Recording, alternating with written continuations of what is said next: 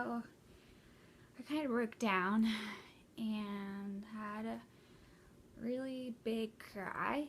I videotaped some of it, but I'm not ready to show that yet. So I'm just going to talk a little bit about what's been going on the past couple days.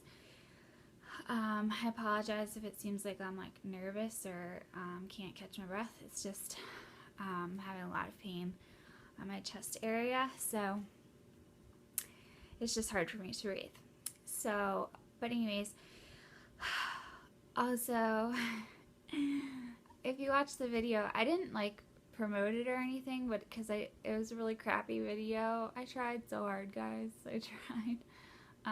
But I did a turban video tutorial, and but this is what they look like. I did this with one of my old tank tops, and I think they're super cute. And if you're wondering why my hair is all curled and done, it looks like I spent like 5 hours curling it. You can refer to my Heatless Curl tutorial, which gives you these ringlet curls just sleeping on your hair. So this is the 4th night now that I've gone without sleep. A lot of people ask me about my insomnia, and it's something that I've struggled with my whole life.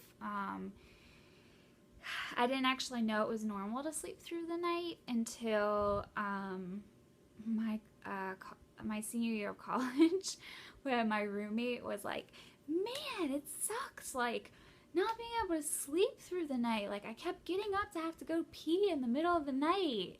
And then, like, and I'm like, "Well, did you have a hard time falling back asleep?" And she was like, "No, but it's just, like, was annoying waking up." And I was like, I literally, like, this is my reaction, like, wait, so you mean that you go to bed at night, fall asleep, and then you don't wake up until the next morning?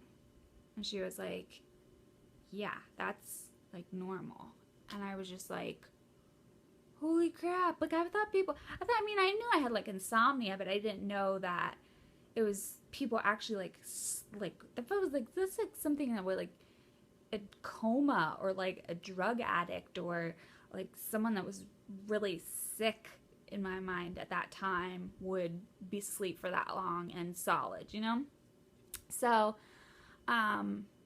that was kind of eye-opening, because I was just like, and she's like, "Why? Have you not been able to lately?" And I was like, I never have ever in my life gone to bed and woken up in the next day. Like, never. I've never experienced that. So that's why I thought it was normal. A lot of people make comments to me that they're like, I don't know how you deal with not sleeping. Like, if I don't get even, like, you know, if I get to, like, 3 hours of sleep in a night, I go crazy, and I'm so mean and frustrated with everybody, and you go nights without it. Well, I like to tell people, I'm like, I've had a lot of experience with not sleeping. So, I mean, I still do get crabby, but I've dealt with it for so long that if I was to be crabby every time I didn't sleep, I'd be crabby every single day, all day long. And that's just not kind of the person I am. So, but I have my own, so you can ask my brother Joshua. He will tell you all about them. But no, I try to keep aware of it if I'm being crabby. Not that I'm saying you can't be crabby, because as we saw in the rant, you can be crabby. But I had to cry earlier because I'm on a new medication. It's called Neurontin, gabapentin for the generic. And I started taking it because it helped with a friend of mine. Actually, I know, like, I'm, like, self-proclaimed, like, when I first started going through all my issues with anxiety and depression and all that junk, I went to a psychiatrist that gave me cocktails. Whatever was free and in his closet, that's what he put me on. I was very ignorant. I did not research what he was giving me, the amounts that he was giving me. Pretty much he was like a dealer for whatever distributors were bringing in the medications for her, the reps that were bringing in, because they try to have more sales. So, but I did not know this at the time. I was young and I didn't know. So I have taken pretty much every medication there is out there. I have taken, I don't know any, maybe brand new ones, but I don't know any antidepressants I haven't taken. It would actually shock you how many I've taken. Not at one time. I'm not saying like all at once, but I was put on several different ones. I've also been put on antipsychotics. Like a lot of people, that sounds really scary when I say that. People were like, oh, I'm going to take your number out of my phone. No, it's Seroquel, which is technically, the drug is an antipsychotic, but they use it for extreme insomnia and whatnot. So that's a common use for it. You don't have to be antipsychotic. If your best friend like takes Seroquel, you're not like, oh my gosh, she's gonna like go crazy on me. But so I've taken tons of medication. But when I met one of my friends, she takes the medication, and I was like, what is this? What is this medication? And I had never heard of it because I had been on Lyrica, and I didn't know at the time that I disliked it, but my mom, who's my best friend, and she's not like very theatrical or dramatic at all, but she came up to me and she was like, Emily, I miss you. And that still like gets me. And I immediately called my doctor and said, like, I cannot take this medication anymore, because pretty much it just turned me into a zombie. I just like was in my bed. I didn't do any activities. It was just pretty much like a depressed state. And I think that I might have slept a lot. I don't remember. It almost like maybe just black out a lot of my life. And so she was just like, I miss you, like being alive and with living. And but it did help with the pain and a lot of the other issues. But with fibro, you have good days and you have bad days. Good days are okay days for me. I don't have really pain-free days. I just have lesser pain. So, but to me, I would rather have the bad days so that I can experience the good days. But what kind of Lyrica did was just kind of make all of my days low pain, but I couldn't experience my day. So, because I didn't like the Lyrica, and it also gave me anxiety, but because of that, nobody ever suggested gabapentin, because I guess gabapentin is similar in its drug type, which is, I think they use it for seizures, anti-seizure, which is like Ativan is for seizures and stuff like that. So they use a lot of stuff for anxiety that's similar to that. So I guess something in the brain mechanism must be similar, but I started taking that, and it helped me so much. My doctor was like, you're not going to like this. You're not going to like this. And this is like not my normal doctor, and I am not trying to make fun of her voice.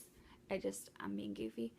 But I just knew, and she was like, I was like, if it helps me sleep, because I had gone 7 days without sleeping, so I was pretty much about to like, I started hallucinating after about like 4 days.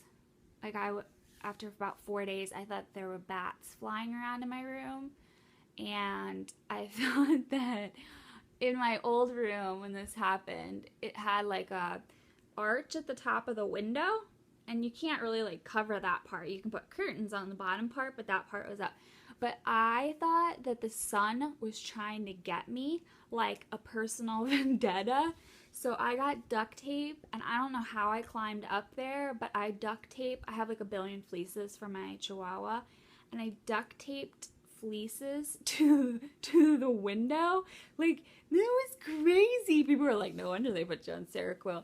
No, it was really scary, and it's funny to laugh back at it, but when I was going through it, it was not funny. But so it really helped. So anyways, long story short, the gabapentin really helps me. It helps with 3 areas, which is what I look for in a medication, because I don't want to take 15,000 medications. I just want to be able to take a couple and bare minimum. That's what I've gotten down to over the years. So it's helped me sleep, and but I've kind of hit my first stretch of no sleep. So it kind of made me a little scared and frantic, and I was like, what if my medication's not working anymore? Or like maybe I'm manic and this is just like a manic episode and that's why my medication's not working. But then I really was assessing my symptoms, which you have to do. We don't have to, but I suggest it for anyone that has illness that is so diverse and so many different symptoms. You know, you do a lot of self-management, because I'm in the doctor's office every week, and I have a chiropractor, and I have a psychiatrist, and I have a psychologist, therapist, and I have a Celebrate Recovery meeting. I mean, like, it gets a bit ridiculous at some point, so you kind of have to figure out what's going on with your own body and what it can handle. And so I just broke down, because being in chronic pain, and I cannot express this enough, like, I mean, even if you have like a mild headache on top of what we experience, it's awful, because your body is already so stressed that anything on top of it is just like, I have a really hard time. And I've talked about this, like, with migraines, like, I get really frantic. But so with not sleeping, it's the same thing. And then it's this like back and forth thing. It's like, well, when I don't sleep, then my symptoms are worse. When my symptoms are worse, then I can't sleep. And I have anxiety. And so it's back and forth. So it's really frustrating. And you kind of turn into this like drill sergeant with yourself. Like, you have to sleep right now.